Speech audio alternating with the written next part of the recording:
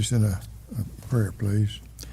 Our dear Heavenly Father, we're so thankful to be here today and to work for the citizens of Glynn County. Help us to understand the issues at hand and be good stewards. And Father, we're thankful for every staff member we have and all of our employees and their families, and just ask that you protect them each and every day. We pray these things in Jesus' name. Amen. Amen. Thank you. There's no public comment. First item on the agenda approval is, before we get to that, I want to make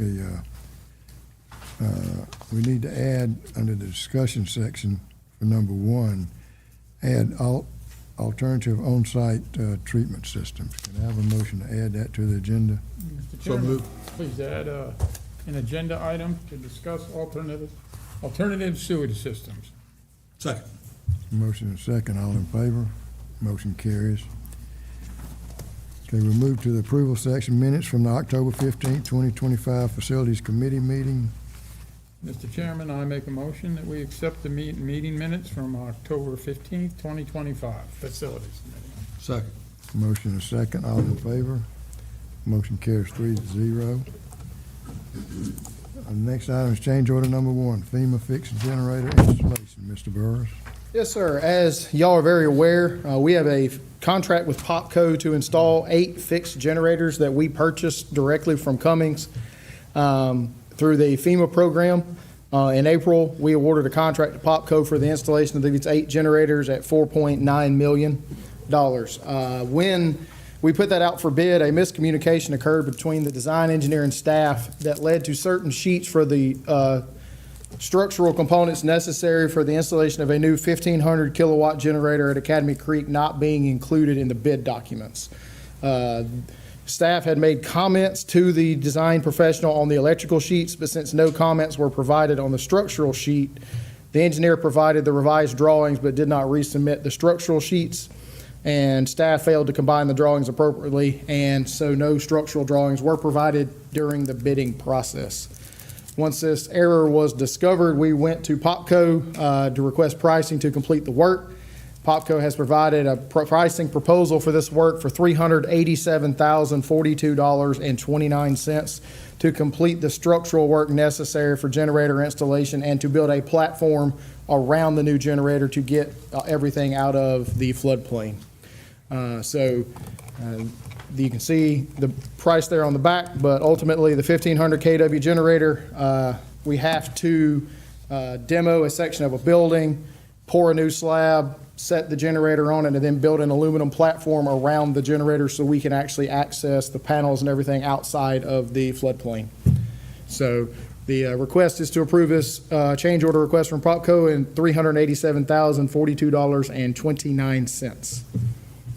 And this is, please accept apologies on behalf of staff for this error occurring in the bidding process. This does not impact the bidding process because no one got access to the documents during the bidding process. Can I have a motion? I move that the Facilities Committee recommend approving change order number 1 from Popco for the FEMA fixed generator installation project in the amount of $387,042.29 for scope changes associated with the project. Second. Motion and second, any questions? I guess my question would be is, this is kind of a significant change order. What are we doing to address items like this so they don't kind of happen again? Yes, sir. I think certainly in the future, the way we should reply back to our design professionals is to submit the entire packet back to them and not just the sheets that we have comments on, so that they will then return, and then we'll have a checklist for each project for all the sheets that are necessary. So, yes, this was communication error, partly on us, partly on the design professional, but at no fault to Popco for the work not being included. And this change order includes everything Popco's. Yes, this is the change order for the work associated with the 1,500 kilowatt generator. Yes, sir. It's a hard pill to swallow. Understood. Yes, sir. But it's to be done, so. Any other questions? All in favor? Motion carries. Next item is Dunbar Creek wash pressed gearbox. Yes, sir. Dunbar Creek, at the front of the plant and headworks, as we screen debris, and I told it to go to Dunbar, but it ain't moving. There we go. All right. Delayed response today. Let me turn the layer off so you can actually see what's going on here. So as it comes, here we go. As it comes through a bar screen area, those rags and debris are screened out. It then goes into a wash press to rinse the material of organic matter prior to putting it into a bin for disposal at the landfill. This helps cut down on odors from that material. The gearbox that is associated with that wash press has failed. If you have questions, it's in there in the memo, but examples of things that this wash press cleans off is potato chip bags, rags, feminine hygiene products, goldfish, other things that flush its way down the system that don't quite get through the bar screens. We requested K-Machine see if the gearbox was repairable. Pricing to repair the gearbox exceeds the cost of a new gearbox because of the K-Machine would have to machine the parts to replace the items, and the company would prefer to just sell us a new gearbox. They will also have to machine an adapter plate for the new gearbox to match the existing wash press. We also plan on replacing the motor at the same time as the gearbox because they're the same age. The cost from K-Machine to install the new gearbox and motor is $27,540. Mr. Chairman, I move that the Facilities Committee recommend approving the purchase and installation of a new wash press, gearbox, and motor at the Dunbar Creek wastewater facility plant by K-Machine Industrial Services LLC in the amount of $27,540. I'll second. Motion and second. Any questions? I have one, Andrew. We have an asset management plan, Yes, sir. and in that we have ages of different things and things like this. Yes, sir. Did we anticipate this at all, or is it? We did not anticipate this, and we have records where we have done the preventive maintenance as required on this. Not sure exactly what happened. My suspicion would be that something very large went through the wash press and bound it up and caused quite a lot of torque on it, but that was not expected. But it's about 20 years old, so, I mean, When we set up our budget for each plant that we have, do we have a reserve for something like this? we do have some items in there for that. It's spread out across several different line items, but there is some level of reserves in there for these things, yes, sir. Now, say at Academy Creek, when the dryer goes out and we have to do a $100,000 contract, that we don't have reserves in there for that, but for smaller items like We this. want to address that. We've already addressed some, but so for smaller items like this, yes, sir. Okay. What are they doing now? Manually washing. Are they really doing that? Well, they were when I was over there. Okay. So as it goes into as it comes off, they have to rinse it down with a water hose and push it into the actual debris catcher. So we need an expedited. Yeah, approval. ideally, that would be preferable, yes. Now, the odor control for that facility, it's also getting the sewage from a manhole coming into the sewer, right? Yes. Into the plant. It's sized to do that, yes, sir. We don't have any odor control issues at that plant? Not on site that I have noticed. We've got a leak on some of the nutrient mixture that goes in the odor control. That line's got a leak on it we're fixing right now, but we don't have any issues with the odor control. Now the wash press is not tied into the odor control because it's above ground, not down at the influent box. All right. Any other questions? Hearing none, all in favor, raise your right hand. Motion carries 3-0. Next item is I-95 Water Production Facility Pump Replacement. Mr. Burrows?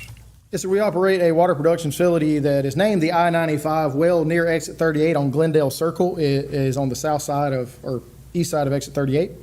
The well pump has been having issues with vibrations, and we've been seeing reduced pumping efficiencies from there. There's also been a slight seal leak that needs repaired. Staff had concerns that increasing vibrations could lead to casing damage on the well. However, it has historically been the highest producing well in the system, and it was very difficult to take this well offline. Having the new Canal Road well online enabled us to actually take this well off, have the casing inspected, and the pump and motor inspected. So Woodrow Sapp came out and did a pump and motor inspection and a casing inspection. They identified that the issues were confined simply to the pump itself and the motor.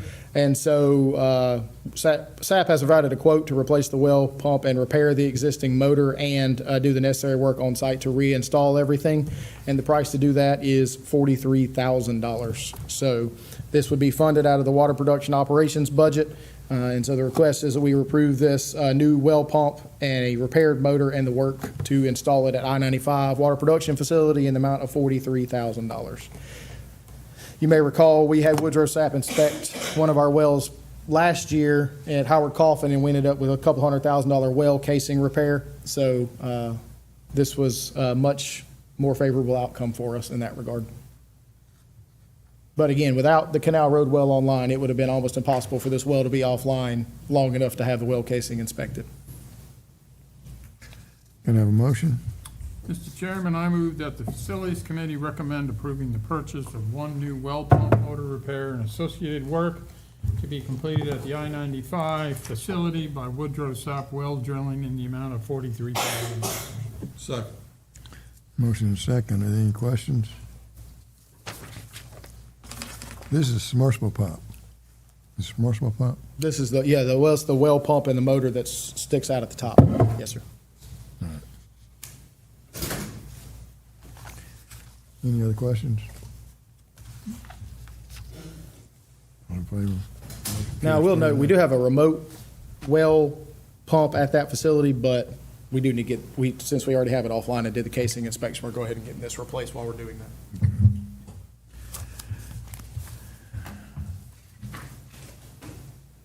Infrastructure dedications and conveyance of easements from the city and the county. Mr. Dominic?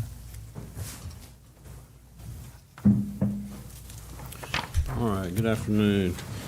Commissioners, what you have before you today is several legal documents, including a quitclaim deed from the city of Brunswick that includes 6 lift stations, ground storage tanks and wells, quitclaim deed from the county, including 8 lift stations and 3 wells and water production facilities, and then easements for 2 airport lift stations, and a remote well on St. Simon's.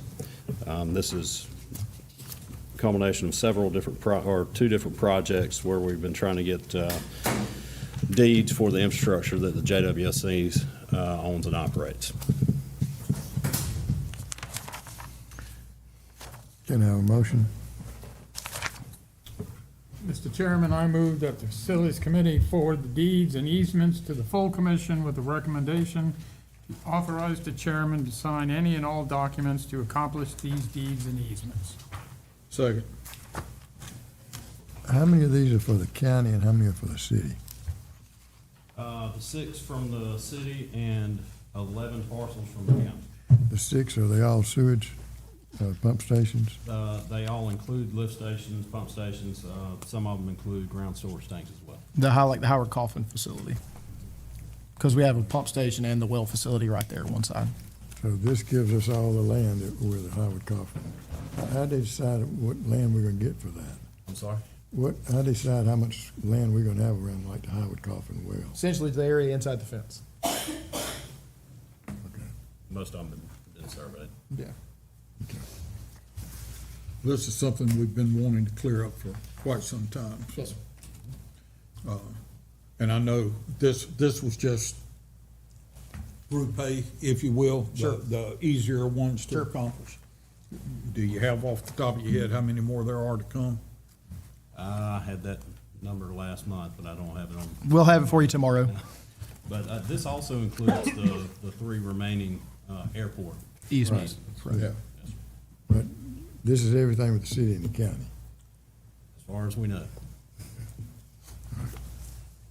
This is the most we've ever done at one time, so this is substantial progress. Used to be 1 or 2 at a time, so getting 17 of them knocked out in one time would be very helpful. Okay. Any other questions? Hearing none, all in favor? Motion carries 3-0. Thank you. Next is the infrastructure dedications and conveyance of easements. Mr. Klein? All right, Mr. Chairman, Commissioners, good afternoon. This is one item formerly now known as Project Bruin, now known as Amazon. It's a industrial commercial site up off of Exit 42, off State Route 99, Cherokee Lane. It's a heavy packet here, but I'll cut to the chase. It's a very limited amount of asset dedication, and I'll explain why, and just a little easement expansion to accommodate such. So this is 31 linear feet of 8-inch PVC water main, 34 linear feet of 4-inch PVC water main, and 33 linear feet of 2-inch PVC water main there as well. And I will go to a little snapshot of GIS here. The record drawings are there for your, if you're interested, but most of the stuff, well, all the stuff actually on site is going to remain privately owned and operated. I will get to the easement first, kind of clarify what we're talking about here. The very last page, and this little deal here.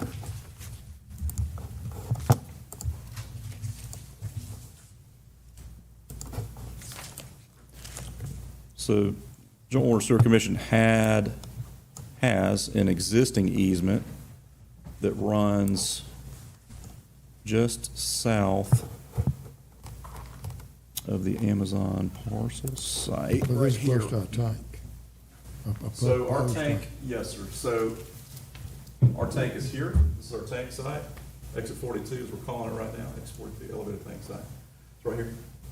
We have an existing easement. It's a water and wastewater. There's actually a water main and a gravity main that runs down through here. Sewer's not turned on. 1 second. No, I turned it off so it wasn't overlaying on the. Yeah. Here we go. Here we go. To the south of us is Hill Point. This is infrastructure here that you'll see in this little piece. Last commission meeting was actually dedicated. You'll be seeing that turning green. It's very soon. Amazon is to the north here. And so the existing easement, their connection points are right here. And what Amazon did with their parcel is they gave us an additional 10 feet, what is it, at least 10, what is it, 10 feet width, to our easement to accommodate, actually this existing water line wandered a little bit outside the existing easement, and their connection point right here, this accommodates that too. So it'll just widen the existing easement that we have. That's what this is. And it's just a little bit of infrastructure it took to tie in where their backflow preventers and such are, and their water meter. And that is it.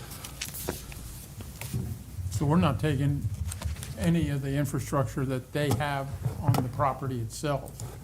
Commissioner Ford, that's correct. All the stuff that you see is orange, essentially from their meter, the backflow preventer here, or here are the meters, backflow preventers and such this way are going to remain privately owned. All the on-site stuff.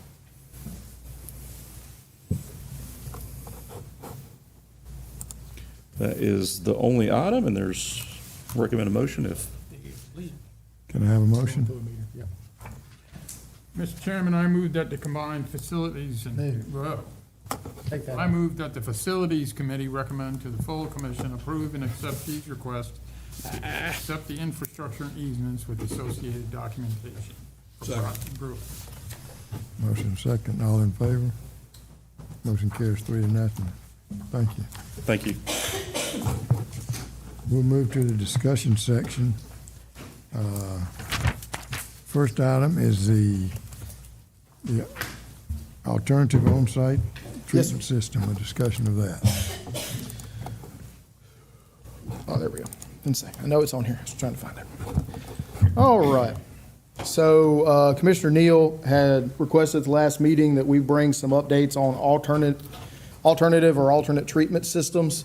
And so we want to have a discussion about where the board is on this prior to us putting forth significant amounts of effort, because we have some questions that need to be answered. So we're talking about what types of systems in general there are, how they differ with traditional treatment, and then some considerations that we need feedback on from you as we move forward. Now, this is in no way going to encompass every single type of system. These are just the most common types of systems that are out there. And nothing that we talk about here is in any way meant to construe that we are recommending any particular manufacturer or system. So this, it's a little bit difficult to see, but this is a graphic from the EPA that tells you the 4 different types of decentralized and centralized wastewater treatment. So the top left one there is your traditional septic treatment, single-family home, septic tank, drain field behind. They have the similar type approach for a decentralized treatment for a commercial property. Shopping centers got 3, like a strip mall complex. Again, a little more advanced treatment process, and then a drain field. Number 3 here is more of a whole neighborhood type approach to use a similar alternative treatment system. This graphic shows the treatment and then going into a drain field like the other 2 processes. There are other options, but that's one of the main options we have. And then the 4th is what we currently do. All the flow goes out to the main and then ends up at a wastewater treatment plant for a single point discharge into the water body. We don't have a copy of that in our documents, do we? No, sir. I can get you one, but if I give you the presentation in advance, you read ahead. Can you explain it a little bit slower so I can understand all those? Certainly. So obviously septic tank here, house has a lateral connected to it on the top left there, and then that's gonna go to a distribution box into the drain field. Exact same approach here, slightly higher level of treatment, larger tanks for this shopping center. Again, you're gonna go to a D box and then go out through more drain fields because you need more backups. Number 3, this is a, say, subdivision, mixed-use subdivision. We got 1 apartment building, 3 residents. They all have tanks at their house, and then the water flows to a treatment system on site, which then goes to a drain field. Do you understand all those, Wayne? Yeah. And then number Hadn't 4. found the one I like yet. Yeah, hadn't found the one you like yet, but I am not a drawer, so I use what the EPA already had on hand. And then number 4 there is a standard wastewater treatment system. All right. That has a discharge, whereas the others do not have a The discharge. others do not have a discharge. Now, it does say at the top, in case you're wondering, we don't have any of these. Old school way of doing it was the old cesspool approach, and or straight piping it untreated to the water body. Those are not allowed, so in no way is this presentation meant to indicate that you can install one of those. But only one of those goes to Only one of these goes to a treatment center. Yes, sir. the other 3. All were on Is site. that On site. what you're thinking about, No. Wayne? Right. No. So we have multiple types of systems. And these are called, DPH has a manual for on-site sewage management systems. You've been given a copy of that. So depending on the size of the system, these are either regulated by the Department of Public Health or the Environmental Protection Division. And why Department of Public Health? These small systems operate very much like large community septic tanks. And septic tanks are regulated by the Department of Public Health. What's the definition of small? 10,000 gallons a day. Okay. And so if you want more info on how they go about regulating those things, I've provided that copy for you. We won't go into that. It's 30 pages. I'll save you the nap this afternoon. Larger systems that use subsurface discharge, so a traditional subsurface discharge system would be like a septic discharge to a drain field, are regulated by EPD through a general permit. You file a notice of intent to be covered under the general permit. It goes through the permitting process statewide. All of these systems have the same limits that are put on them by the general permit of the water quality it has to do. That can be covered anything from 10,000 gallons a day to 150,000 gallons a day. This is, again, subsurface discharge. At 300 gallons per day per home, which is what we use, that's somewhere between 33 and 500 homes. Now, obviously, the size you would need to do 500 homes and 33 homes are vastly different, and economically, it may not work out at 500 homes, but just throwing that out there. If the septic field is considered part of the subsurface? Yes, the septic field is part of the subsurface. Surface discharge systems require separate permitting through EPD, and that is whether you're doing surface irrigation systems or a spray field system where you would just discharge into, say, a large lot that has some type of hay or something on it for spray field, or an irrigation system that runs back through the neighborhood for irrigations, those are permitted by the EPD. How hard is What that? about a drip system? Same thing. If you don't go to one consistent drain field, you can't be covered. My understanding, you can't be covered under the general permit. That can be confirmed through EPD. I read through it, and I think it has to go to one drain field to be covered by that. All right, so we do have these whole neighborhood systems. They can replace neighborhood pump stations with a spray field or irrigation discharge. You know, they're not flashy, they're very, industrial box looking type structures in general. They're unmanned, so there's no, there is maintenance that's required, and you do have to check them to consider operation, but nobody has to sit there with it all day to make sure it runs. And again, these systems, if they're going to use spray field or irrigation discharges, are required to be individually permitted through EPD, which we'll get to permitting through this process. It's gotta be up above a certain volume though, right? Over 10, well, that's over, oh, no, if it's over 10,000 gallons above, and it's discharged into surface water, it's an EPD permit. Now, this is a little bit better idea here of what you're talking about. You have a, similar to what we do at the wastewater plant, you have a trash tank, we call it headworks. We have a bar screen and grit system where the large debris settles out. Then they have a small electric blower air pump system that provides a certain level of aerobic treatment, nowhere near to the level of what you would do at a wastewater plant, but it does aerate that out. There is disinfection that is required, similarly to like you would have at a wastewater facility. Typically disinfection at a wastewater plant these days is done with UV. Here you could use chlorine, things like that, depending on EPD allowances. It goes into a pumping tank, and in this example here, there's sprinkler heads that it sprays out of when it is ready to discharge based off the level of flow in this pump tank. It operates very similar to the way a lift station on floats does. As the level gets to the point where it doesn't have space anymore, it then turns on and pumps out. So is this a small scale individual, or is this a neighborhood? This would be a neighborhood approach. Now, obviously, the tank sizes change, but this would be neighborhood approach. Now, you could have something similar to that with just a drip system for an individual house. For an individual house, you could, yes. But it does require the EPD. If you're going to do the neighborhood system, yes. And it's above 10,000 And gallons. it's above 10,000 gallons. Again, that's about 33 homes. So 10,000 gallons would be about about 30. 33 homes for design flow. The flow, it does not matter what the actual flow is, it's based off the design flow of the system. So if the design flow is 10,000 gallons and you only use 2,000 gallons a day, because as you're building out, you haven't got there yet, it still has to be permitted because the design flow is over 10,000 gallons. And then if it exceeds the 10,000, the 33 homes Right. exceeds the 10,000, triggers a permit. Treasurers are permit, that's correct. But the problem is if we get a week of rain, that pump tank does not care. Yeah. It's gonna now keep spraying that irrigation, dumping Yeah, it. so we'll get to that Okay. in a minute. But so this is another, this is, I put the disclaimer at the bottom. This is from Enviro Air Package Systems. This is a discussion only, and I'm not endorsing or approving this unit at this time. This is a much more complex looking unit that's above ground. They can be sunk in the ground, but the cost to put this in the ground here is going to be very expensive. So it's likely going to be above ground, which is going to require some type of pump to actually get it into the system. But it comes with a full bar screen unit on the front end. There is a electrical blower system. It has a square or rectangular clarifier on the backside. This unit here is a miniature treatment plant that you just bring in and install.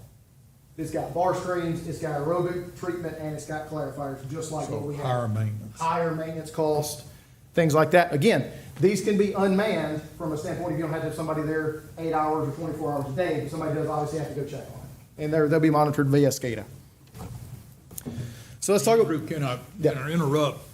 The system that's at Dover Bluff right. that was put in for sanctuary, Mm-hmm. what kind of, where are they on this scale? Something They go to short the, of, they go to the ponds, but for the golf course. Right, it's similar, their system's not exactly what you see here, but it's gonna be similar to this type of unit. okay. And it's gonna go to a pond, which we'll talk about why that is in a minute. So, I'm froze, there we go. All right, so differences from traditional treatment. Now, there's no changes to the neighborhood gravity collection system. You've still got to get the flow to this like you would to a traditional pump station. So the same flow comes in. You still got to meet minimum EPD pipe sizes and slopes as required to get the flow there to the treatment system. Treatment is going to occur on site with a settling tank versus all of that being pumped. POTW, for those of you that don't use acronyms like I do, is a publicly owned treatment works. That's a wastewater plant.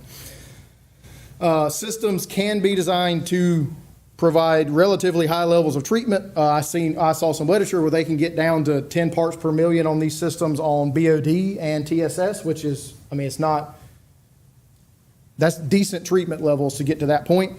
But the limits that are allowed for these systems are going to be traditionally and consistently higher than what you would get at a wastewater plant because the flow volumes are not the same. If I'm putting out 5 million gallons, the concentration's got to be lower. If a subsurface discharge is chosen, typically you're going to have a whole lot more property involved in constructing a sufficient drain field to feed. Cost Yeah, effective. not cost effective versus building a sewer pumping station. If irrigation is how you want to get rid of it, then of course you've got to install a separate piping network for that reuse pipe going back through the neighborhood.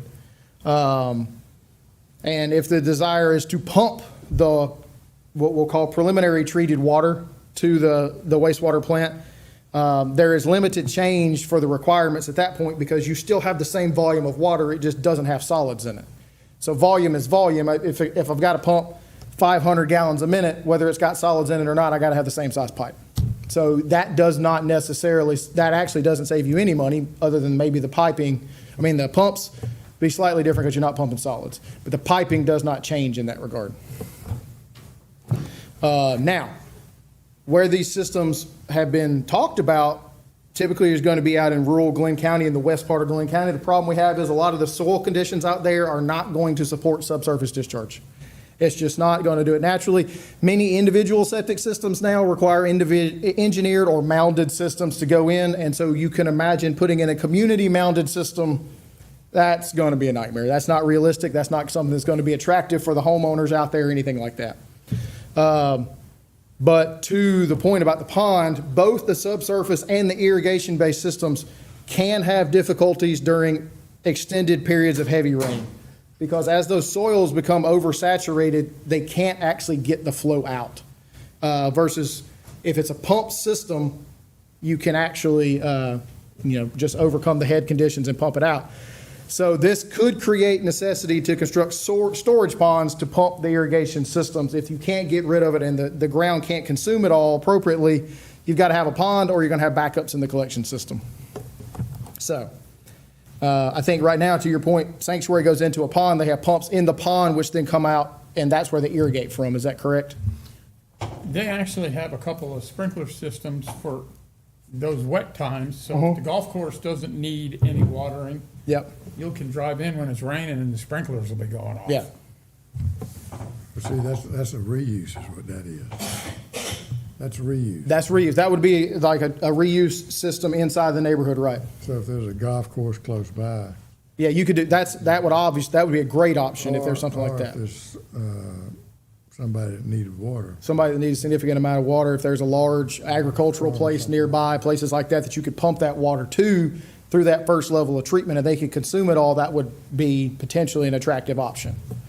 So here's some questions that we would like to discuss. So if these systems are put in, if a new development comes in and say West Glynn County and this is the system, who in your mind it would be responsible for maintaining the system? Would that be dedicated to us and then we would maintain that system, or would these be privately held systems? All right, as far as I'm concerned, my connection point would not have been to fully treat Right. on site. Right. That it would come to a force main. We would pump the force main, the gray water. Right. Back to our plant. Right. That would give us natural ownership indeed. That, to 100%, come back, yes. Which would create revenue. Sure. For us. But what we need to know is examine cost on a few of these options. I like the idea of treating, I call them tertiary plants, where you partially treat Yeah, there's a level of screening or settling and, there's that capability, but tie it back to force mains to come back to our treatment plants. But second thought is you would put individual septic tanks on each lot, but not treat it. Let the septic tank Just hold the settle out. solids, you pump the gray or dark, black water. Right. You pump black water then to So that would the be force main and come similar out. to this, where you have a septic tank at each house, the effluent from the septic tank, now this goes into a drain field, but what you're saying is it would go into. Tie it into a force main Tie pump. in, out of there and go, so they would have septic tanks, it would come out, you'd get the flow, it'd be to your point, a preliminary treatment level, maybe get it down to 50 parts, something like that, and then you pump it out from there into the force. Or And that- just basically let the tank hold the Like a solids. holding tank? And you just pump the black water. Okay. So each house would still have a pump that pumps into the Yeah, pressure line that they, goes to they the would main. have to tie it in, but it wouldn't have to be an E1 or something to that level because you're not grinding the solids to put it Right, out. now, You would just be, okay, so the follow-up I have to that is, are you talking about it going to one central location of pumping out, or each house pumps into a force main separately? well, no, it would be that would not be a gravity-fed system At all. at all. It So would you're come talking, out what to you're a talking about force is what main. we would call a step system, a septic tank effluent pumping system. So there's a tank that holds the solids, it flows over, Goes into a deep box. it goes into a D box, and it pumps out of there with a Pumps out of small, there, joins our system. joins our system, goes out to the road, and you're good to go. It's smaller pipes in the system, yes. Yeah. Those are, there's many manufacturers of these. The one that is most common in this area is Arenco Systems. Those are current, we have several of those actually in the system right now. And those are in our standards, right? Those are in our standards as acceptable right now. And we need cost comparisons. When somebody's coming in to do a 100-lot subdivision. Right. What's the cost benefit analysis of, do you put in that? Do you put in what you were describing as the portable Right. system where it gravity feeds to that? Mm-hmm. And then could we not, at that point, pick up the gray water, cost benefit analysis again, because obviously we want to solve development problems, but we don't want to give away customers. Sure. So at some point, instead of it going into a distribution drain field, we collect that water and bring it. Well, I would say if you're going to pump, let's take each one separately. If you're going to do individual household installations, that there are a set of questions that we would need to talk about, i.e. who's going to maintain those pumps, everything like that, and who's going to pump those tanks out. That's something that would be considered if we're going to do that widespread. That cost is going to be very different than than a potential gravity collection system into a large community system, then pump that out. I think at that point, there's really not going to be a tremendous cost change between putting that system in and just building a pump station. Because you're still going to have the same amount of force main pipe. You're still going to have the same head conditions. The only difference is you're pumping the gray water versus the solids, but the volume of water has not changed. The volume of water has not changed. The pump itself It will be smaller. will be Yep. smaller, less expensive, less maintenance. And because Yeah. you're not grinding Right, solids. right. Septic tank, if set up properly, doesn't have to be pumped on a regular basis. I've had them last 20, 25 years without ever pumping them, if they're set up where Right. it eats. Yes. But to put it in a pump in the D box and Right. pump it to a smaller force main, it's the overall cost that we're looking at. What makes it most cost efficient? My opinion is the homeowner would own the tank and the pump. It would hit a connection point with us, just as we do now. And from that connection point, and probably it would have to be a backflow valve or something. From that point forward, it would belong to JWSC. Those are thoughts that So I, there's two times, like you said, we've got the grinder stations. There's grinder setups, say, out at Frederica, out at, what's the one? Frederica Marsh Cottages has grinder stations at it. And then, but there's some down at, say, Longwood that are currently on their Renco system. There's step systems like that down there off of Buck Swamp pumping into that force main as well. So we've got a handful of those. And then the Circle, Drew Circle is grinder or is that step? grinder. That's grinders, Yeah. yeah. Do we charge them based on the water meter reading? Yes. Well, Drew Circle is not because they're on a community well, so they're flat rate. But the rest of them that are water customers, yes. They're based off the water meter. Yes, sir. So even though they're only pumping gray system into the, Yeah, Gray us water collecting and- the, either black water or gray water. If we put in first stage treatment on site, then it gets down to gray water to us. Still the same volume of water. I get that. The other But it thing to keeps them consider with connected to our that, system. and this is not, you'd have to have a substantial amount of these to actually make this happen and cause it to flow. One concern that that occurs when you put in widespread amounts of these is if you don't pump the solids to the wastewater plant too much, you can actually underfeed the wastewater plant. Like you're saying with a septic tank, if it's set up to feed correctly, well, if you don't give it enough food, it typically doesn't do real well. If you just pump a lot of the gray or black water off and it doesn't have the solids in it and it's too much, you would have to have a substantial amount of them. This is not something that would happen from having 100 of them online.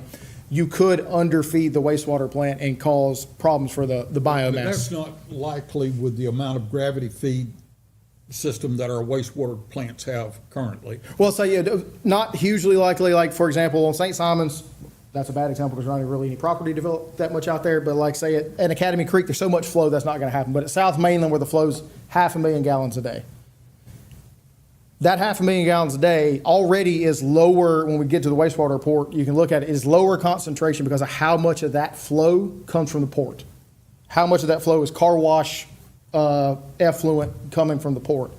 And so where you would traditionally, the influent concentrations without I&I, so it's never going to be this, is about 250 parts per million. We are consistently below 100 parts per million coming into that plant. And if you got a whole lot of step systems on the line, that's going to decrease even more. I get So that. that's something to consider there. It's not, again, we're not talking about 100 homes doing this, but you talk about 1,000 doing it, then could be in that situation. And what we're looking at is the cost benefit analysis. If it's less costly to put in a gravity fed system that can tie into our system, gravity fed, that's one aspect. Further out we get, the more costly it's going to be to connect a gravity system back to our plant. I would- Oh, Further out we get, I would kind of argue that, isn't that the job of the civil engineer for the developer? well, but. I mean, we would but tell him. They don't know that it's acceptable. That's what I've run We do into. have the Orenco acceptable, don't we? The E1s and the Orencos are acceptable in the Yes, standards right And they're now. in the standards. But to facilitate it, I mean, Hang on, to be turned down and not even considered, we don't have many people coming to it. And I'm not talking the last few years, I'm talking about historically. We don't have many people even coming with alternative sewer solutions, right? Well, that traditionally, no. We did recently have a development on St. Simon's that put in the grinder systems, Frederica Marsh Cottages out on Lawrence Road. That whole development is this type of system. I think there's 25 lots, somewhere in that ballpark. Give me the exact number. Have septic tanks, and then they pump it out. They have grinders. They have E1 grinders. So it's basically a holding This tank. is a pressure system. It's a pressure system. Frederica, for example, Frederica Estates, that's all grinder systems. So most of Sea Island for the residences is ground. Most of Sea Island is that way. Hang on, let me get to the standards. Although with the TV's not working, nobody has any idea what I'm doing. I'm just playing Minesweeper up here. See, my other concern would be is, I understand the step system and I kind of agree with it.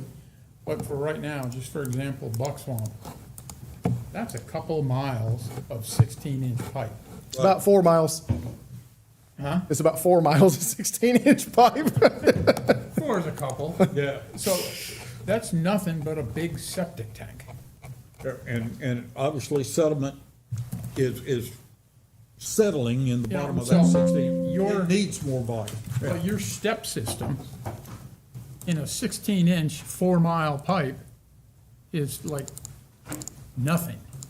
So, it's just pumping in there and slowly but surely, with all the houses that are on there, all 6 or 7 of them, right? What type of pipe is that? The force main, It's HD, isn't it? it's, I thought it was PV, or HDPE. yeah, it was, most, a lot of it was drilled in, from what I recall. Yeah, it's plastic. Yeah. It's not going anywhere, but the. It'll get there one day. It is, It'll get there one day. it's filling. It would have to be. Which, That's why we have vac trucks. yeah.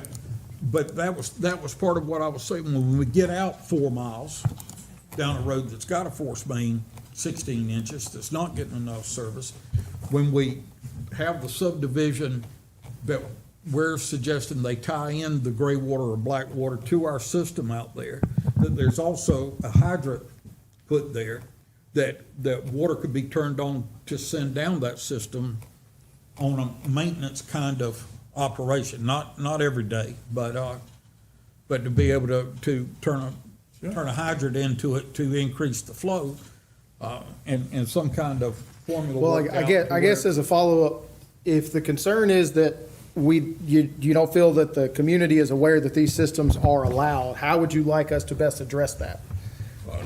Just a statement to the engineers. Okay. Yeah, just. So you're not- let our engineers know that we're open to do that. We need somewhere to do that cost benefit analysis of when does it make sense to go away from a gravity fed system 4 miles from the plant, or to do something. We could do a gravity fed neighborhood that goes to a lift station, that goes into the force main. When does that make sense? The individual tanks versus, with a small grinder on it to go in. You know, if we had some kind of comparative analysis on those costs that we could supply, I think we could start picking up some more activity, because basically the Department of Health doesn't want another septic tank ever to go down anywhere for any reason, is their ideal, to neighborhoods being too far out of the system for gravity to work back coming to us. And that's what I'm trying to find a common. So, but on the when it makes sense is somewhat of a loaded question from the standpoint of that's going to depend on the development and how many houses and how they can spread that off. Yeah. Where's their trade-off? Where's their trade-off? Do they want to market homes that have these grinder or low-pressure connection systems, or do they want to just market homes that don't have that asset associated with it? And how do they go about charging for that is somewhat on their marketing plan. Right, it would have to be.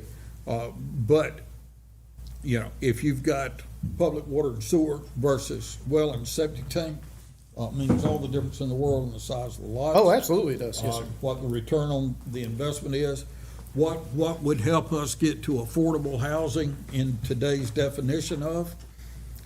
Those are questions that we need to try to help supply answer to. All right, well, I do have a follow-up, and this is not meant to be argumentative. We have brought these connections to the board before, requesting dedication, and there was significant concern from the board of why they were allowed. So we need to have some consensus of whether we want them or not, because if the developers are going to put these in because they are allowed in standards and we come in here and they're not accepted by the board, then everything gets left in limbo. That's right. It just does. Yeah. And we've had, I'm not arguing with you on that point at all. yeah, so that's where we end up The at. only comment I would say is this board isn't 10 years ago board. Right. Or even 5 year ago board. Certainly. Same with other boards around the county. 100%. We tried it once back in Yeah. the 40s and it didn't work, so therefore it never works. And if the board as a whole doesn't want to consider these, it's the board's From decision. from my perspective, just to be honest, these systems have less I&I problems than gravity systems do. They do. There's less pipe to fill up with water. So they have less I&I problems. There are certain advantages to them. They are lower cost on the front end. They are higher cost for the owner of the property because they have to maintain. They have the pumps and everything like that. It's not a huge cost, but it is there. So there's pluses and minuses, but of course, during a power outage event, if you don't have a generator, you can't flush. Yeah. So that's something to keep in mind as well. But if, No, you don't open your clean out up, Todd. I always did, Todd. That was my safety valve. But, What size or capacity would be the minimum size that we would accept? For us to take care of it, minimum pump I station, wouldn't say we would take care of it. minimum pump station size in the standards is 22 gallons per minute. Pump station size. So Minimum- How many houses is that? 22 roughly. It works out to about a gallon a minute. And not always exactly, but it's pretty close to a gallon a minute per house. So I would say, to answer your power outage question, it would, we would determine the size tank that would be the minimum hold, Right. right? To go into a D box. Right. Before it's pumped. So, if we required 1,000-gallon tank for holding, then it would take care of a certain period of Certainly. outage. Theoretically, that's 2 or 3 Weeks days. and yeah. weeks, no, but it Right. would do that, and we could put that in our standards. 100%. The disclosure would have to be made by the developer that you are on public water and sewer, however, you will incur. Well, you'll also, these are very widespread in the state of Florida. Very widespread in the state of Florida, right now. So there's certainly an option. We could send out some correspondence to the developers that, highlighting the sections that say these are acceptable and let them present. My suggestion would be if someone does present these, that, as a whole development solution, that would be very substandard for us to do this, that we bring that concept plan to the board for consideration before they get way off down that stretch and spend a whole lot of money, and then Oh, it yeah, doesn't, I agree with it that. doesn't work out at all on the backside for that. Because that puts The us board- as, The board has to be accepting Yeah. of alternative systems. Yep. And then I still believe, and I don't know if we've got the staff that can do it, but if we could do some general cost We can, yeah, analysis certainly. We- of that to supply. well, but- the E1s of the Orincos of the world, they'll do that for you for their side. We just got to do the gravity side. And, to have that comparative analysis, because if you're within our gravity flow system Mm-hmm. now, it makes probably more sense to keep gravity flow. Right. But as we go further and further out the county, Right. where less and less resources available, we've got to find a way Sure. to connect. And we ultimately want it all to come back to our treatment plant, so they would end up being our customer. 100%. Okay, that makes sense. Does the standard for, say, for example, the step system, does it mandate how often your septic tank should be pumped? No. Okay. I was under the impression that it did. Well, there's recommendations, but we don't get copies of it's been pumped, so therefore restart my clock. And it'll be again, it'll be across their property line. It's Yeah. gonna be on them. Recommendations should come with it. So, for example, You've got to get it started. if you should get it pumped once a year, I'm just picking round numbers, Susan. If you should get it pumped once a year and you don't get it pumped once a year, you're not turning a receipt into us saying, I got this pumped. So we have no way of knowing when the last time that tank was pumped. Now, if it starts going on the ground and we get a complaint and we go out there, then at that point, certainly we can force you to pump your tank. But our Department of Public Health can force you to pump your tank, not us, because it's on your property. But no, there's no record keeping that shows how often that happens. Yeah. The septic tank size is gonna be based on the number of bedrooms? It is. That's the Department of Public Health, yeah. And that poses another question. Do we need to get Department of Public Health? We have reached out to them, Todd reached out to them, seeing where they stood on this. We haven't got a response back yet, but obviously, like you said, they are trying to prioritize getting away from septic tanks in the county, so I think this would certainly be an alternative they would be considering of. And then the inspection and permitting, the whole process of, time is money. Yeah, And- well, so if you're doing these neighborhood treatment systems like I was talking, and you gotta go to Atlanta EPD to get that thing done, you slow the whole process down, I'm just gonna tell you. This is an extreme example. I've been waiting on a permit renewal at Southport for 2 years. Now, that would not happen likely on a small system, but I've been waiting on that for 2 years. We are administratively extended because we turned it in on time. But, so that's gonna slow the whole process down. This would not require that level. That could be done under, delegated review authority for these systems, correct, Todd?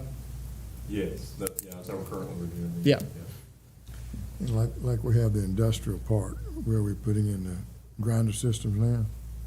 you know, out Community Road, Oh, yes. Yes. the owner is responsible to the property line, is that right? Owner is responsible to the property line. There is a combined check ball valve at the property line, similar to, not the same, but similar to like you would put a lower clean out in. That's the point of demarcation where it turns to the public system. Now, out there, that was designed for grinders, but there's no reason you couldn't put it in a Renco out there if the pump was sized properly, correct? You could, certainly. If somebody had if a big development came out there, a big industrial user, and you could put something like that and just have one pump pumping into it. Could, Depending on use, yeah. But, economic development just bought that parcel out on 82. We've got the one across the road on 82. Got no sewer. I mean, we're talking about 4 trying to miles, bring it, yeah. bring it from Buck Swamp in a force main back over to Highway 82.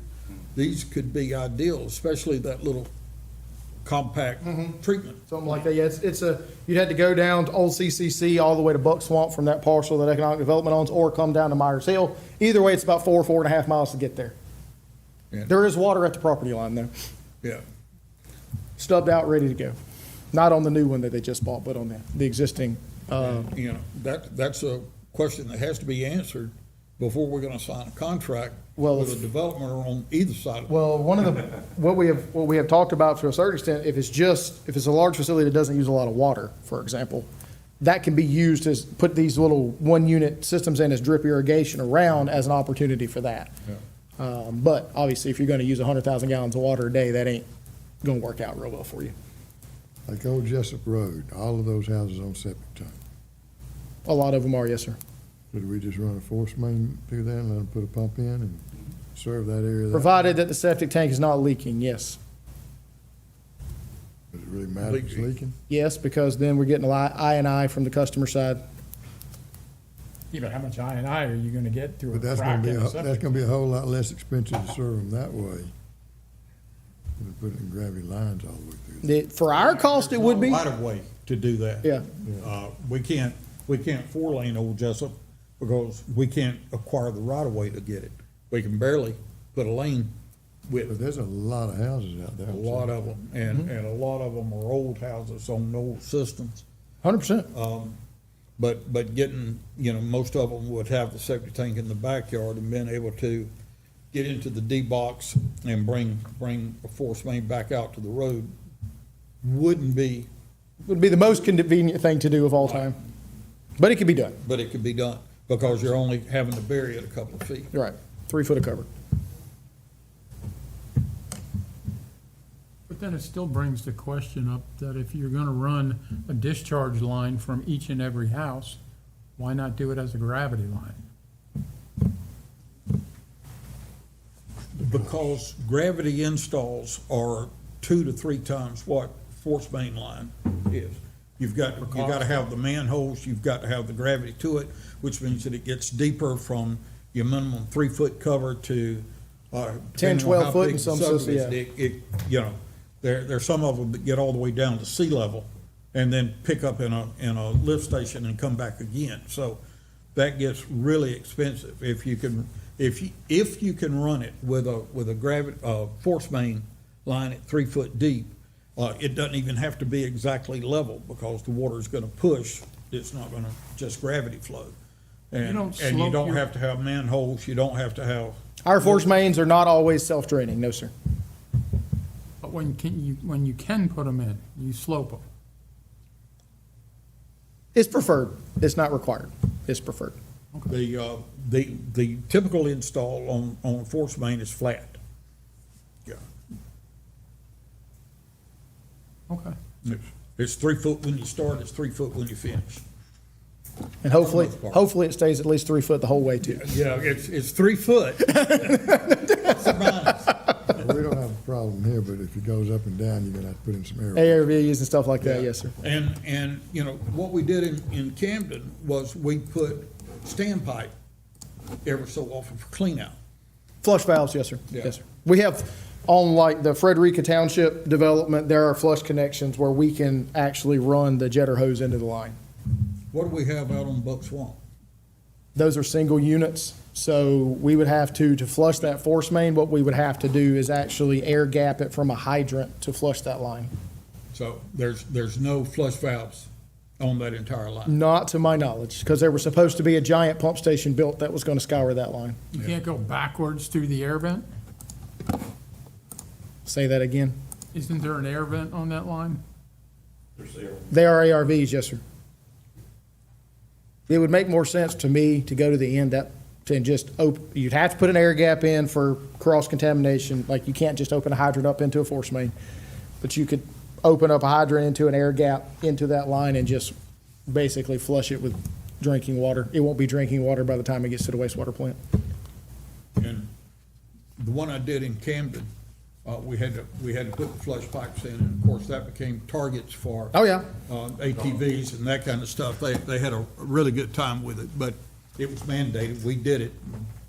When we get to the project report, we won't show you targets for anything like that, but we'll show you things that do get knocked off. Anything that's out there, yeah. You can always put the vent line Yeah, in a water in a valve cover, yeah. valve covered box Yep. and keep it flush. Yeah, So sure. There, All right. There's ways to solve the issue, and I want to thank you for bringing these alternatives to us. Sure. Like I said, there's options out there. Some of them obviously require EPD's approval and everything like that, but these are options we can consider. I think the step systems and the grinder systems are going to be much more cost-effective options than some of these other ones I presented today. But we can certainly get some communication out, highlighting those sections to the local development and design community, make sure that they know that they're acceptable. And the grinder pumps, I know they go in, forgive me for saying it, but like a 55-gallon drum, and the pump's in that. No, Very absolutely, yeah, small. yep. Easier to put in, the plumber can install it. Right. If we require a 1,000-gallon tank, that's gonna take a septic tank installer, for the most part. Oh, sure. To do that, even though there's not fill lines connected to it. Again, it's the They got to figure, online cost, Yep. what makes sense. what is the business case for them to do that? And how can we help discover, if you would, what makes sense? So that we can encourage alternative systems. Well, like Andrews mentioned, the grinder pump systems have very little II, so we don't have, which is good. Right. But for the individual customers, they got very little storage too. They got basically no storage, No basically no Power storage, outage, right? Unless you got a generator, Right. you're not gonna be getting That's rid of right. stuff. Now- And I've installed these grinders. Yeah. So I know a little of which I speak. And you're right, they have no storage. I've never installed one, but I've worked on several. For some reason, when you're the sewer guy and your buddy's got a grinder station, he always calls you when there's Yeah, problems. yeah. Working on my mom's step system right now. That's what I was doing last time. Exactly. Does anybody have any other questions or comments on this? Thank you, Andrew. Yes. Thank you, Todd, for putting this Can we together. set a follow-up for when this is gonna go out to our engineers? Let's look at the when calendar real We quick. might could have, some cost-benefit analysis, and I'm not asking by next meeting, I'm just some. Yeah, let's, obviously with the holidays coming up, we're gonna have people in and out.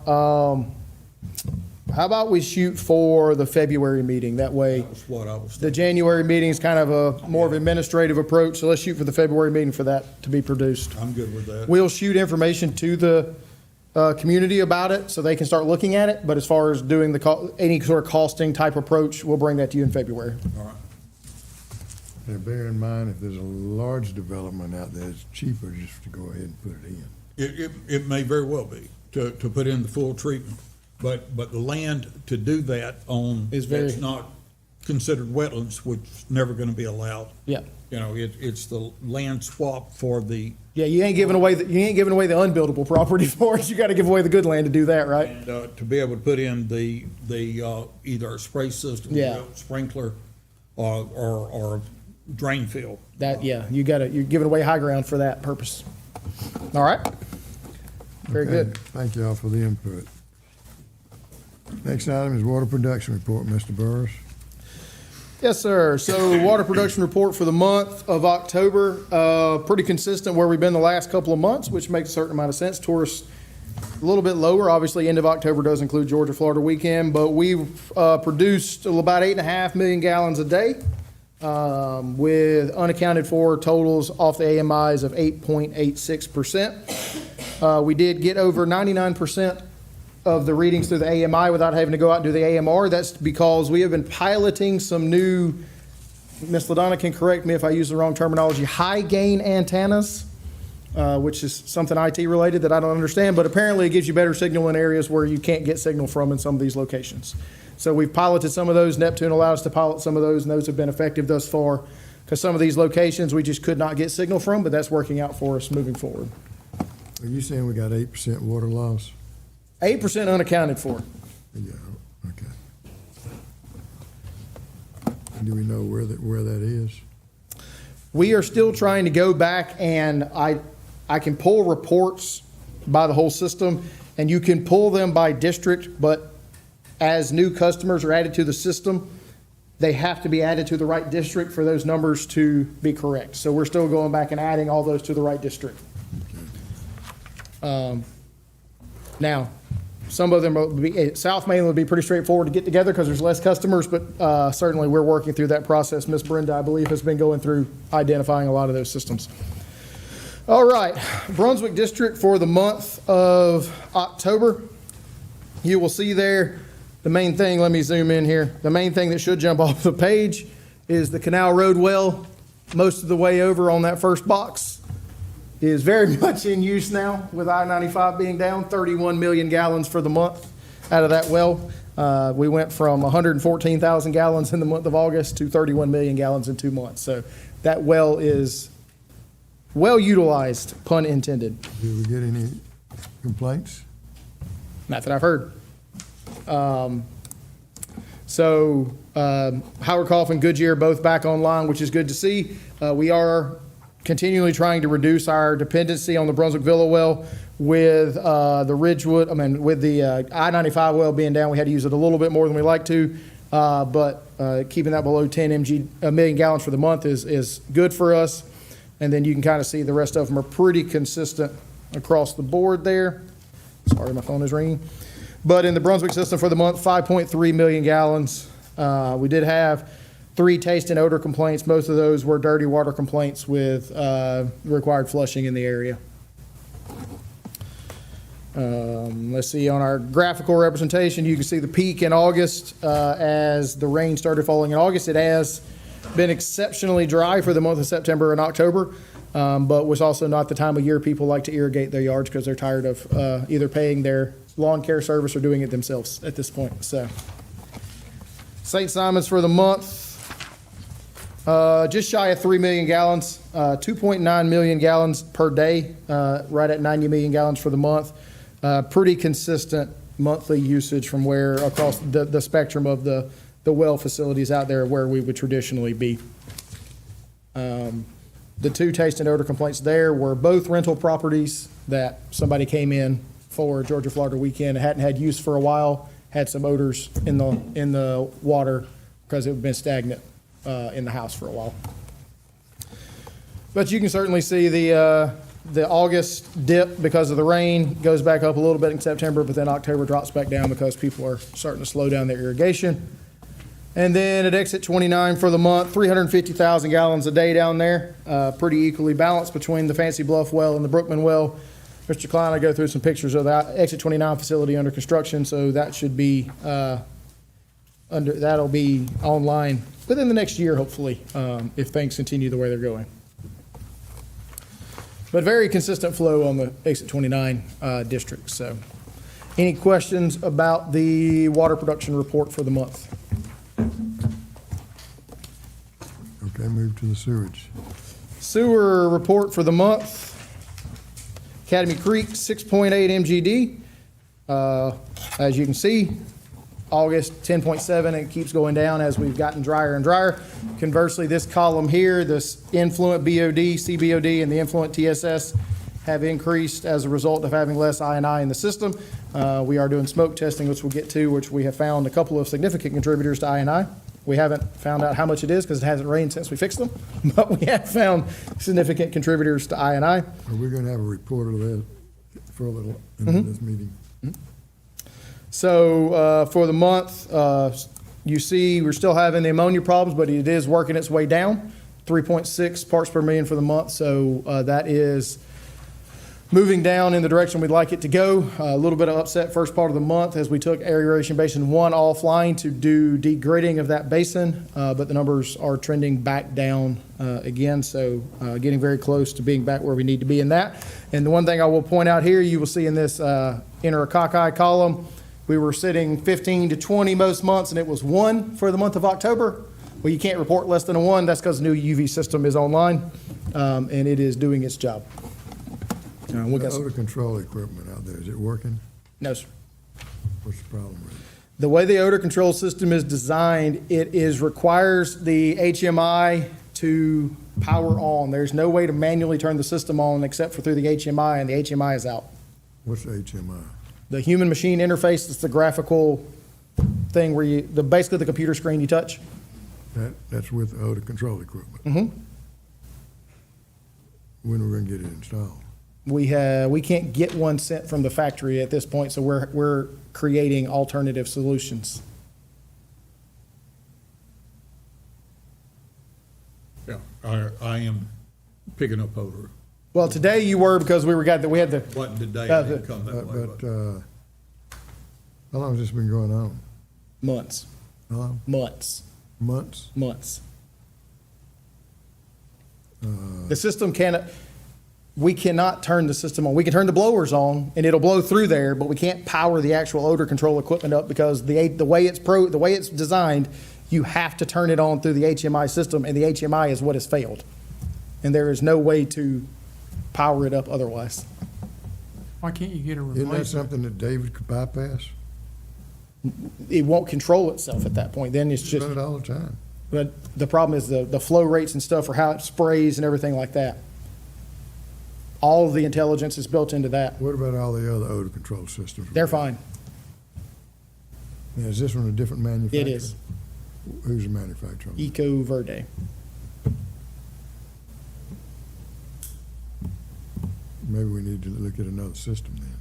Well, what we're going to do is actually program it into our Headworks HMI that runs the influent pumps and run it through that instead of replacing the HMI on the system.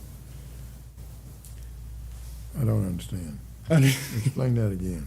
We have an HMI, we have a SCADA panel that runs the influent control panels, the pumps in there, and the HMIs on the bar screen and the odor control units are down. Anything, in our experience, anything that was bought, Down too because of that? bar screens will run in manual, but they won't run any other way. They won't run in automatic right now. Ain't the odor control running in manual? The odor control cannot be run in manual because of the way the system's designed.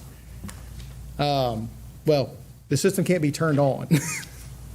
It can be bypassed through the HMI, but we can't get the HMI to turn on. So what we're going to do is bring all of that into one It system. can be turned on.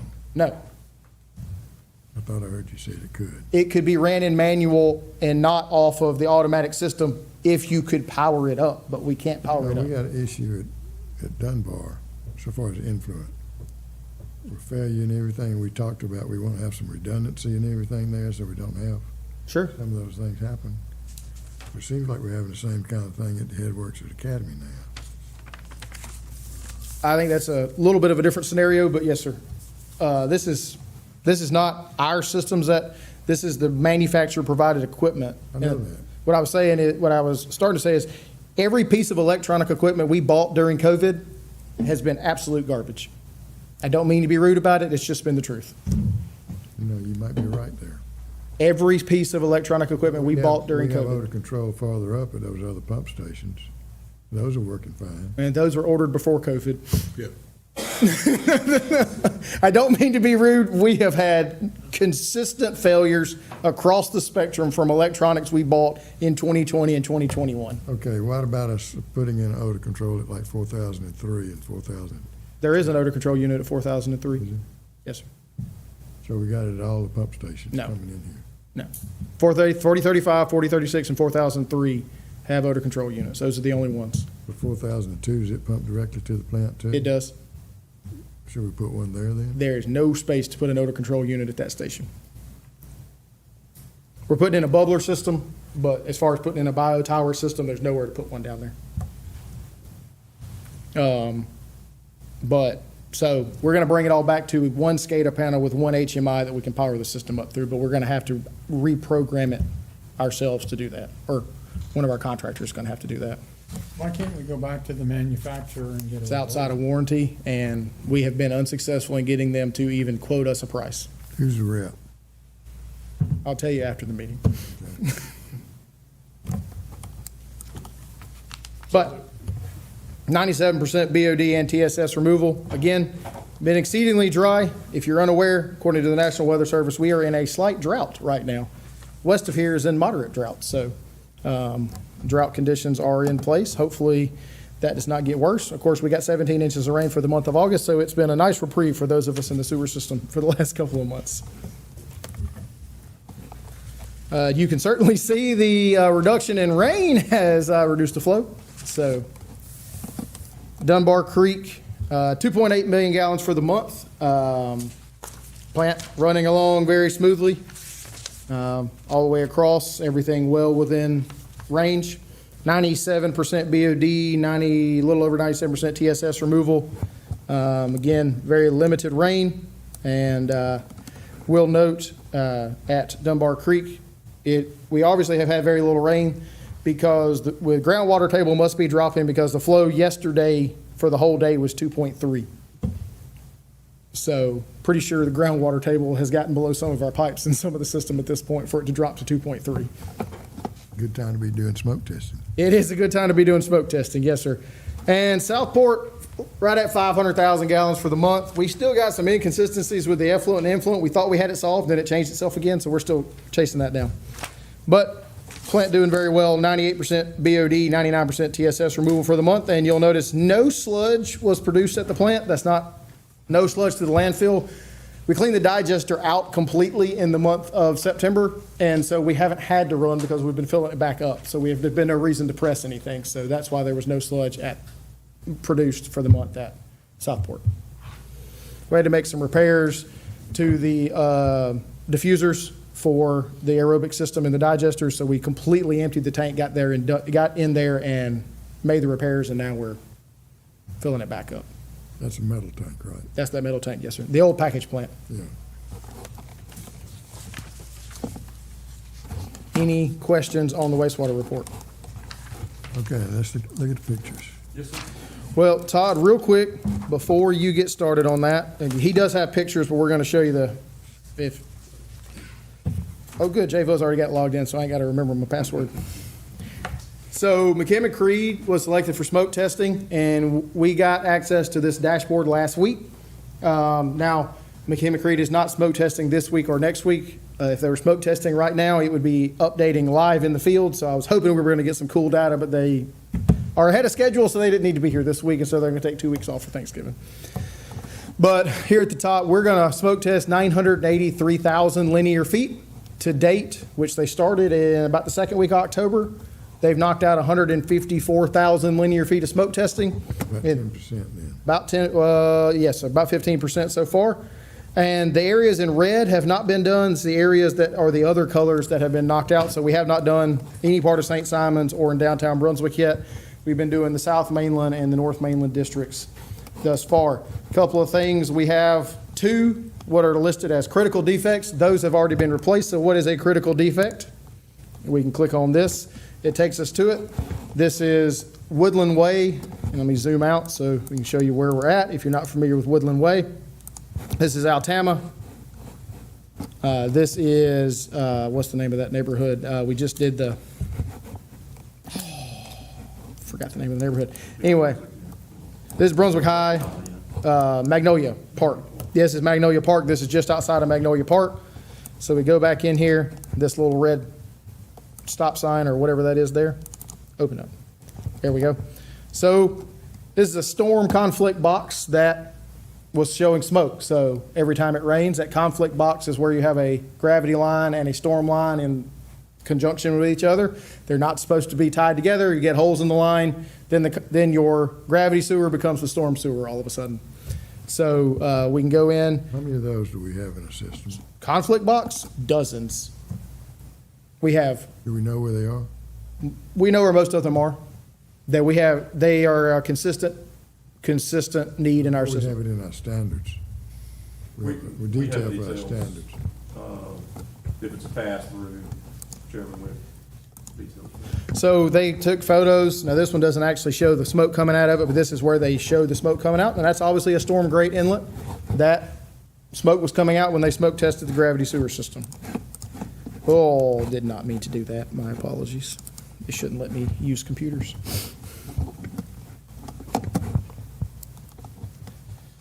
Have they quantified the amount they found so far? They have not. They said that they would be hesitant to provide that number. But on this cross connection, now this is not the only, obviously it would not be the only source of I&I in this basin. Back with the heavy rains in August, this station was seeing about 400,000 gallons a day above normal flow. Now, again, that's not 4,007. Now, that does not mean that all that 400,000 gallons has been removed by removing this connection point, but you can imagine this would be a substantial contributor to that 400,000 gallons. Did they show what the problem was? They showed us a location. That's it? Yeah, they basically identify the location, smoke came out here, this is a storm grate, it's identified as a critical, and then we go out and fix it. So this has been corrected, and the other one was down at exit 29, which selfishly, I'm going to say that I told them this was probably what was going on. You see it lines up pretty closely with the old manhole there, because it is a manhole without a cover on it.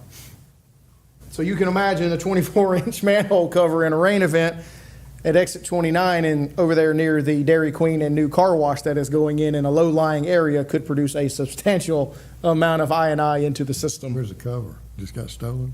We've not located the cover, but there's a new composite bolt-down cover installed on it now. So those have been addressed. Now, I can't go back. Who do we have out there watching this? Nobody's watching it consistently. We get reports through and then they give us the details. We then go out and Lucas Dominguez is our asset management manager. He's creating work orders and sends them to the collections crews to go out and address. Obviously, we're prioritizing the higher impact ones first. Should somebody be watching this so we could start doing this ourselves and have a crew doing it? We have the ability to do smoke testing in-house, but to devote the kind of resources to do Right, this amount of I know smoke. that, but when we have a trouble at one pump station, We do have internal smoke testing equipment, and we use it, yes, sir. if we have a big number at a pump station, we do Yes, sir. that. Yes, sir. Tell it. I got it now. Okay, got it now. All right, so we found, they are taking calls. If you go to the website, about smoke testing, there's a number there. That number goes to McKinnon Creek because they're the one answering questions. Obviously, people can call us as well, but they've taken 14 calls. They have in their time, we gave them boxes of clean-out covers because if it's just a clean-out cover that needs to be screwed back on, there's no point in us sending a truck out there to go screw a clean-out cover on. So they've already replaced 31 clean-outs that have been removed. That's in Brunswick. That's in the South Mainland and in the North Mainland, yes, sir. So 154,000 feet of pipe, 31 cleanouts, one per mile we're finding. Can we bolt them in? No, well, there are lock-in covers, but those are quite a bit more expensive. Because they have located, so far, 378 listed public defects. Now, not all of those public defects will be corrected, because if it's pick holes in a manhole, in the manhole cover, they're going to identify that as a defect. You can go put the little receptacle salad bowl things in there, and we'll do that in some areas, that particularly where it holds water. But there's not a significant enough I&I contributor to go do a lot of those, so those won't all be corrected. But they've currently identified 378 defects, and they've also identified 73 private defects. So we're going to go out and do an investigation of these private defects and then notify the homeowners. Typically, this would be a lateral problem on their side that they've got How'd to. you come up with the term salad bowl? That's what it looks like. They got a name, don't they? We call them salad bowls. They do have a name. Inflow protectors or something like that, yes. But they do, on every defect, they give us pictures. You can select by defect type on this dashboard.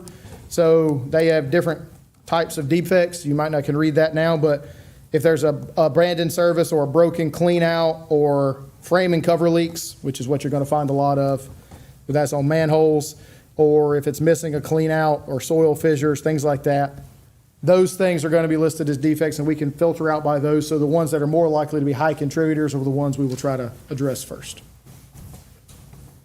So keep that in mind. And Commissioner Ford has asked for a login. We're trying to get him a login so he can look at the dashboard. If y'all would like a login, we can get you one of those as well. More information than you ever needed to know about smoke testing, but they also has the schedules that they were completing in here as well. So if you would like to actually go in and figure out how many they found on a particular date, we can just find out how many. It's not going to do it now, of course. There it is. You can find out exactly how many defects they found on the 12th of, so on one day they found 24 public defects and 3 private defects in one day of smoke testing. Will we get a written report when it's Yes. all over? That's correct, yes, sir. So starting to make progress on getting some of these knocked out. Lucas is in the process of putting in the first 100 work order for them to go after, and rather than dumping all 300 on at one time, which is going to be overwhelming, we're just putting in 100 and letting us knock those out first. And he's got some pictures of the actual smoke testing in action, I believe, on the picture report, correct? All right. Any questions on smoke testing?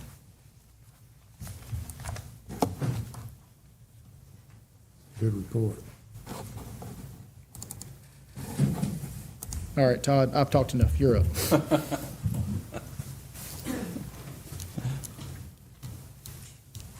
All right, Chairman, Commissioners, again, good afternoon. This is the project report. This is the photo showcase of the projects that are in motion, capital projects that are in motion out in the field.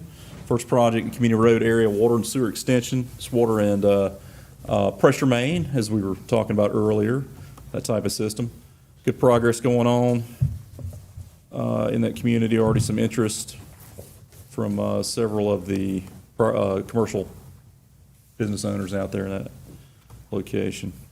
Do we have how much? Nope, nobody's connected yet, but we do have at least 3 that I know of that are interested in connecting.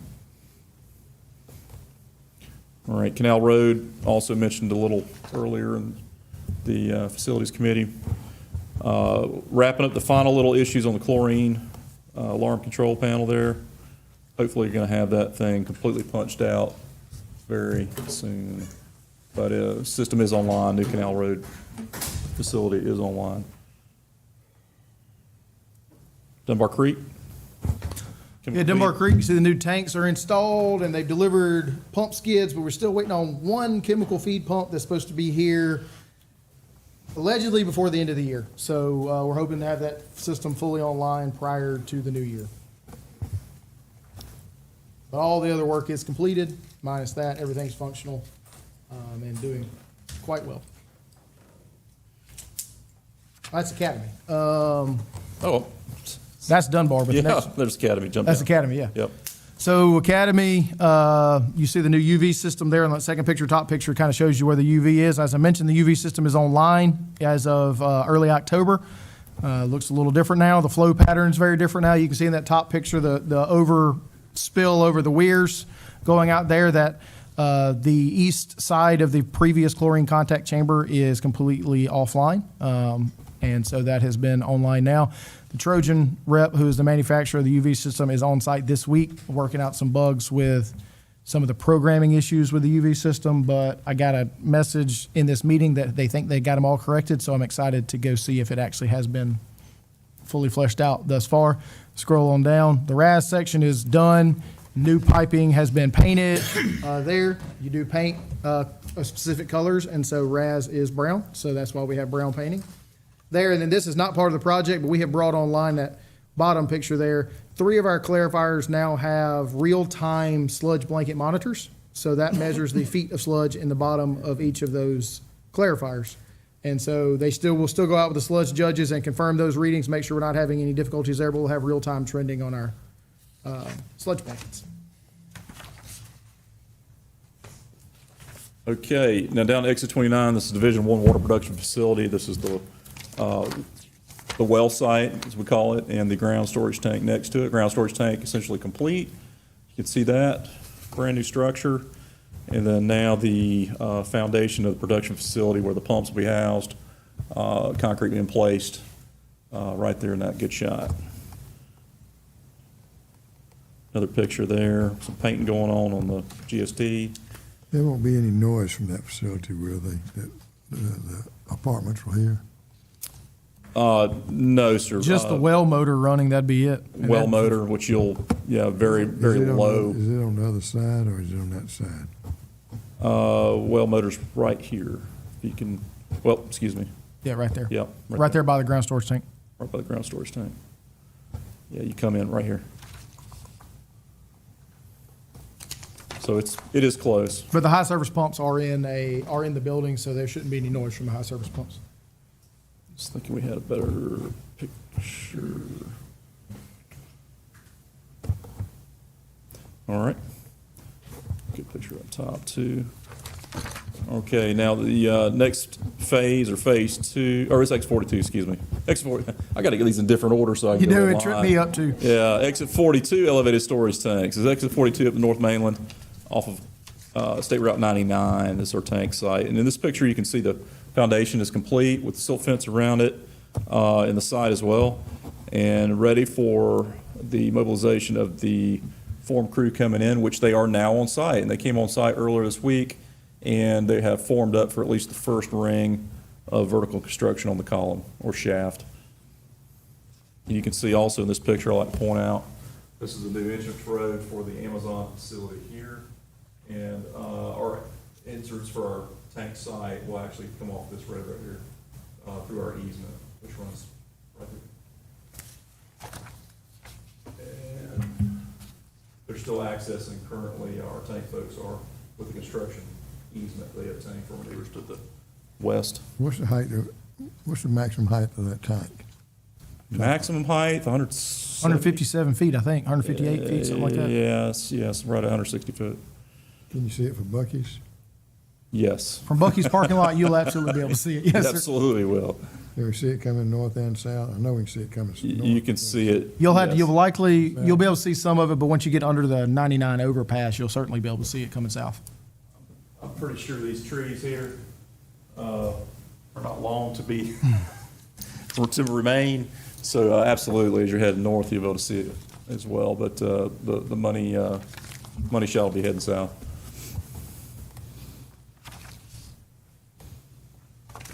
Okay, now this is exit 29, Division 2, our 500,000 gallon elevated storage tank in progress there, and they are just about at the same status of completion at this point now. The contractors have just about meshed up. Different contractor, this is Landmark, and in this picture here you can see the foundation complete, the base for their center tower, erection tower, and then you can see the rebarts stuck out there, and that's all at this point formed out because these pictures were taken last week. So they've actually got, I think, about 2 rings completed now.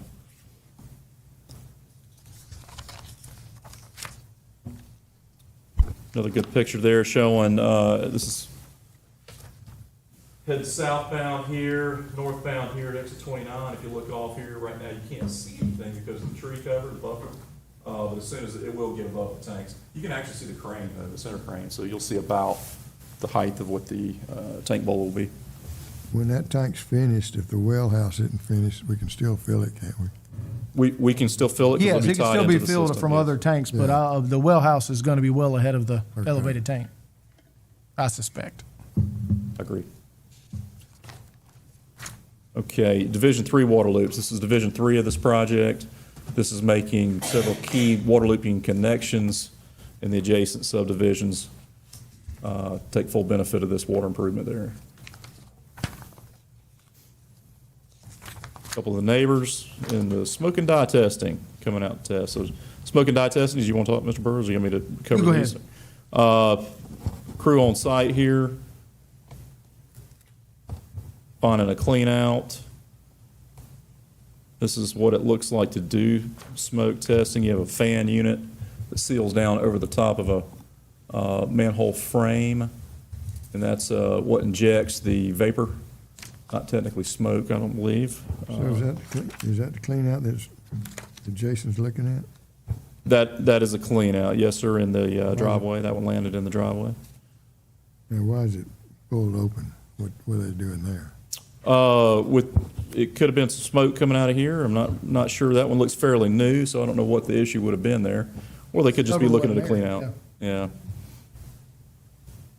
Could have been a cap missing. You'll see the iron cover that goes over the top of it. For the ones that are in pavement or driveways, they have iron covers instead of plastic covers on them typically. Some driveways do have the plastic covers, but it makes more sense to put the cast iron covers on there. All right, another couple defects observed coming out of the That's a nice manhole. sago palm there. That's a manhole if you look down at the bottom of that Yep. palm. What's the, that's a, That's one of our manholes. That's coming out underneath the frame and cover. on the bottom one? Yes, sir. Yeah, on bottom page 14, there's a manhole Looks like right there's a there. grating there. Yeah, that's one of our manholes. I can see where you think it would look like a grating, but that's one of our manhole covers. It's got the waffle iron look to it. Another good shot there of an upper clean out, we refer to these, up by the house, upper clean out, right by their AC unit. That's the corrected one right there. That's one of the ones, yeah, that's one of the ones he went ahead while he was there, Yeah, put a new clean out cap on it. He's already there. Takes 2 seconds to screen the clean out cap, screw the clean out cap on there versus us having to send a truck out there with a clean out cap. Are we sending letters to people that have the clean out soap like that, so they know they're not supposed to be fooling with them? We have not, but we could certainly do that. Yes, sir. I think we need to let them know. We will be contacting all the ones with private defects that have not been corrected as well, so. Because it's pretty coincidental. You know what they're using them for. Well, I will say that in some situations, we have some broken cleanouts that clearly have been hit by lawnmowers and things like that, so it's Good not candidate right necessarily there. always intentional that it has occurred. all right. Then, looks like they got some vapor coming out of the vent on the wet well top there. Another example of a broken clean out of some sort. Looks like they popped a cap on that one. The broken cap looks like it's laying down there. That looks like more like a stub out for a sewer liner that was installed that Yeah. hasn't been put into use yet, so. That's what I was saying. That picture is one of those, like Commissioner Neal was talking about, they become targets for people to hit with different things. Correct. All right, that concludes the pictures. As usual, we have the detail of all the named and funded capital projects in the spreadsheet here. A little more detail of a status detail in the right-hand column, along with the dollars, et cetera, associated with that. A Gantt chart as well with estimated, best estimates. And I'm happy to answer any other questions. The only thing I will add is we have out for advertisement right now a design-build project to rehab the 6 clarifiers at Academy Creek. So those proposals are due back January the 13th. So that's been a long-needed project, and that will essentially be for us to take one clarifier at a time offline, rip it down to the bare concrete, coat the concrete, and rebuild the inside with the mechanisms and weirs and launders. So essentially complete replacement of everything but the concrete, and we're going to reuse the bridges because they're in pretty good shape, reuse the new feed wells that we installed 5 years ago, and the Stanford baffles we installed 5 years ago. But everything else will be new. Do we have an estimate what that's gonna be? Probably right around $4 million. Is the Arco area, how many people have hooked on out there? We have over 30. 35 signed up, 11 more interested. Yeah, so we have 35 already signed up. We got it, Mr. Stone has not been able to get any of those done yet, but we've got him this list, and 11 more that are interested, so we should be getting those online very soon. And we do have a handful, a dozen or so customers that have already tied in prior to the program Are coming they online. getting subsidized taps? No, Is they anybody qualified for that yet? they can finance the grants, that's what we're talking about. There's 35 people signed up for the grant already that have agreed to to pay the fees or finance the That's tap. just in ARCO, That's the only place it's eligible for. Brunswick-Glynn is not. Not eligible at this time, because we've filed for ARCO, and if this program goes well, our goal is for next year to sign up for Brunswick-Glynn. Is that it? That's all I have, sir. Anybody have anything else? No, sir. No, sir. I appreciate the information today. Good meeting. Meeting's adjourned.